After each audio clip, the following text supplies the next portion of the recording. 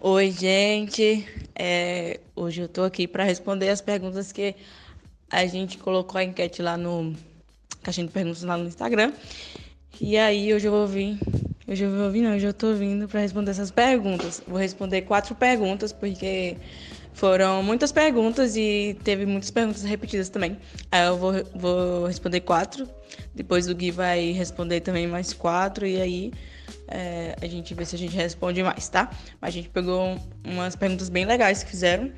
E é isso. Tô com vergonha.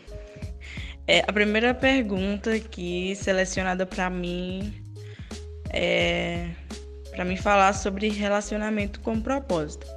Bom, eu acredito que todo relacionamento, seja ela conjugal ou não, tipo com amizade e tal, é sempre uma amizade com propósito. Deve ser uma amizade com propósito, deve ser um relacionamento com propósito, sabe? E o relacionamento com propósito não é um relacionamento em que você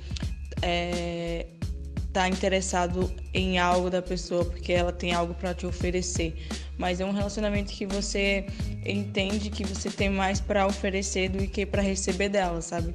Então, eu acredito que quando você conhece alguém ou você está com alguém que essa pessoa te impulsiona para ir mais longe, sabe? Que te impulsiona a correr atrás dos seus sonhos, objetivos. Acredito muito que é um relacionamento saudável e com propósito, sabe? E principalmente quando você busca entender em Deus qual é o seu propósito de vida, porque todos nós temos uma vida com um propósito. Então, quando você entende isso, você busca em Deus isso, você começa a se relacionar com pessoas que também têm propósito e você começa a entender melhor e começa também a viver mais isso, sabe? Não sei se deu para entender, mas é mais ou menos isso. Falar sobre submissão. Então, submissão é uma coisa que é bem difícil falar hoje em dia, né? Justamente, principalmente por causa do mundo em que a gente está vivendo hoje.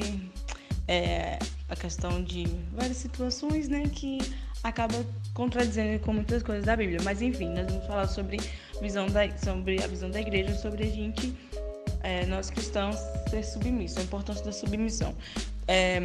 Eu acredito que a submissão ela inicia a forma como somos submissos a Deus, sabe?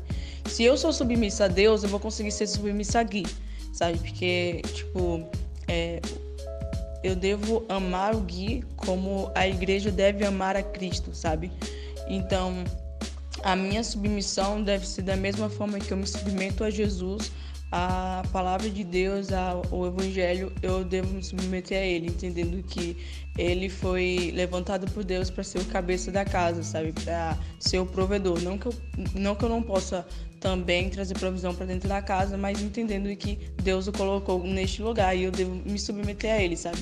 E quando eu me submeto a Deus, fica mais fácil eu me submeter ao meu noivo, ao meu futuro esposo, porque eu entendo quem eu sou em Deus, eu entendo quem Ele é em Deus e eu não tenho problemas quanto a isso, sabe? Então, não se resume a submissão a uma pessoa que vai de contra o que Deus manda fazer, ou o que Deus fala, ou que, tipo, totalmente contra a palavra, sabe? Eu conheço o Gui, eu sei que ele é Deus, e quem ele é em Deus, eu me submeto a Jesus, eu me submeto a Deus e a sua palavra, então eu não tenho dificuldade para me submeter ao Gui, beleza? Deixa eu ver aqui. Tá. A penúltima pergunta é: como soube que ele era o cara certo? Então, foi Deus. Deus dele falou pra mim, ele foi bem claro pra mim que o Gui seria que o Gui é o esposo que ele preparou pra mim. E Deus, ele me lembrou de várias orações que eu fiz quando eu era criança e também me fez lembrar de orações e de uma carta que eu escrevi pra ele sobre o meu futuro esposo, como eu queria.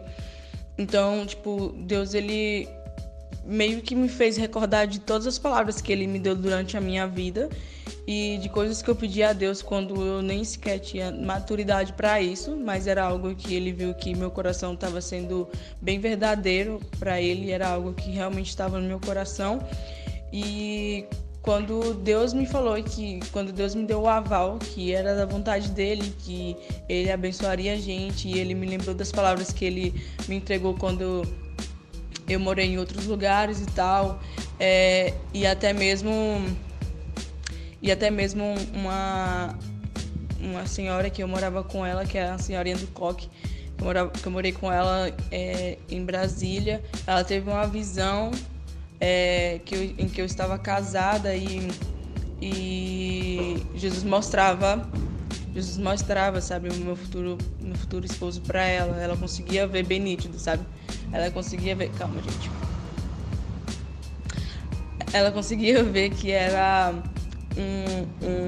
as características dele, sabe? As características deles físicas. Tipo, ela via que ele era negro, que tinha o cabelo cacheado e tal, que era pastor e tal, e ela falava isso pra mim.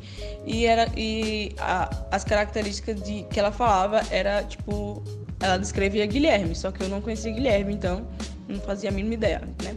Então, tipo, isso só contribuiu também para mim entender que Deus ele já estava cuidando e zelando desde muito tempo, antes mesmo de eu não querer nada, sabe? Então, eu entendi que quando Deus me lembrou isso e que eu recebi as palavras de Deus a respeito de Guilherme, eu entendi que realmente ele era o cara certo para mim, sabe? O cara que eu me tornei para ser a pessoa certa para ele e ele estava se tornando para ser o cara certo para mim. E hoje ambos a gente continua crescendo juntos, sabe? E isso é muito bom. Quando você encontra uma pessoa que realmente é do coração de Deus, ela impulsiona você a ir mais longe, sabe? Então, tipo, desde quando eu e Gui começou a se relacionar, nosso ministério começou a desenvolver muito rápido, nossa vida começou a fluir muito rápido, sabe? Então a gente vê Deus no negócio mesmo. Então, você está respondido, mas eu entendi que era o cara certo depois de Deus ter me mostrado quem ele era nele e ter me lembrado das orações que eu fiz e das visões também, das palavras que eu recebi durante a vida. E a minha última pergunta que tem para mim é desafios do processo de noivado e do casamento se aproximando. Descansar. Eu acho que o maior desafio que a gente tá tendo nesse tempo é tipo de descansar em Deus e continuar acreditando na provisão dele, sabe? A gente tem vivido muita coisa extraordinária de Deus, sabe? A gente tem visto e vivido o milagre de Deus, da provisão de Deus, porque a gente não tem nada, a gente é missionário integral. Então a gente tem nossos trabalhos, só que não é um trabalho que dá um salário, uma coisa assim, tipo, fixo, sabe? Então quando a gente vende, bom, quando a gente não vende, bom também, porque Deus sabe todas as coisas, Deus é o nosso provedor. Então, o que Deus tem nos ensinado muito, e o desafio maior é sobre descansar em Deus. Mas todas as vezes que a gente consegue rasgar nosso coração diante de Deus e descansar realmente nele, a gente vê Deus agindo de forma surreal. Então, agora faltando 4 meses pro casamento, o coração fica assim, batendo mais forte, a gente fica um pouco mais ansioso e tal, mas a gente continua confiando em Deus. E quando a gente vê que nossa fé tá meio oscilando, a gente corre para Jesus e começa a falar: Deus, me perdoa, porque minha fé tá oscilando. E eu sei que com minhas forças, com o meu braço, com a minha renda, não tem como acontecer, mas nós sabemos que o Senhor vai fazer. Então, algo que ele tem feito a gente fazer nesse tempo de noivado é voltar a sonhar, sabe? A gente tem buscado isso e a gente tem vivido isso e a gente tem visto e provado da graça, bondade, o zelo de Deus para nossa vida, porque Deus, ele gosta de casamento, ele ama casamento, sabe? Então, a gente tá vendo isso, tá vivendo isso, tá sendo incrível. Então é isso, gente. Essas foram as perguntas que fizeram. O Gui vai fazer um outro vídeo respondendo mais outras perguntas. E é isso. Muito obrigada, Deus abençoe vocês e é um prazer ter vocês aqui conosco. Beijo, até logo. Tchau.